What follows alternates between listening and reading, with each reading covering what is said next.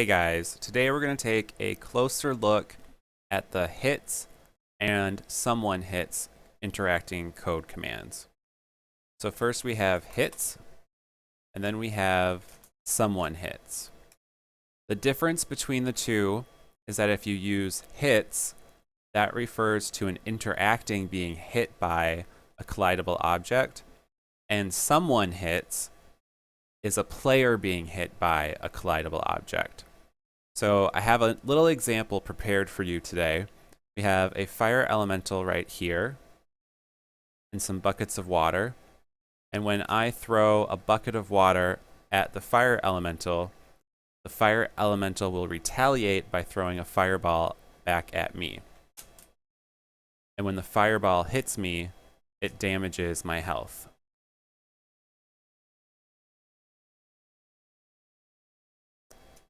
All right, so now let's take a look at the code to see how I did this. So first, the fire elemental is actually a skin, and I used an interacting with the effects below command right here to bring this skin or body to life. And since I'm using the hits command, I have to make sure I have the solid attribute checked. Otherwise, there will be no collidable border to register the item being hit. And the code you want to use is hits bucket of water / throws. The first number is the direction in which the item is thrown. Second number is the force with which the item is thrown. And last, the name of the item. And remember to add both items to the interacting's inventory, the bucket of water and the fireball. And if you click this little question mark here, it will open up the interacting help manual.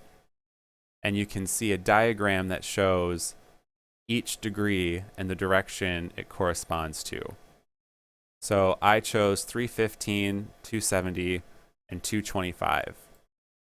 And I have 4 options here. So when the interacting is hit by the bucket of water, it will randomly select one of these options. The first 3 is throwing a fireball in a different direction.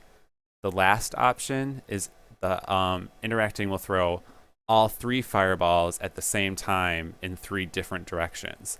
And I did that just by adding a comma at the end and then changing the direction in degrees. And you do not have to have more than one option. You can just pick 1 degree, 1 force number. That's up to you. So that's our interactings code. And then for the global area interacting, here's where you put someone hits. So this is when the player gets hit by a fireball, it will be harmed 25 health points. So someone is the player being hit by our fireball. And again, you have to add the item to the area's possessions or the interacting's inventory. So that was our code. And again, to show you what it looks like in action, you just throw the bucket of water at the interacting, and it retaliates by throwing back fireballs at the player. And since we have the solid attribute checked, the interacting actually has a collidable border. I hope this example was helpful to you, and I hope it helped to illustrate the difference between hits and someone hits. If you still have any questions or you'd like to see a different example, please leave a comment below, and I will get to it as soon as I can.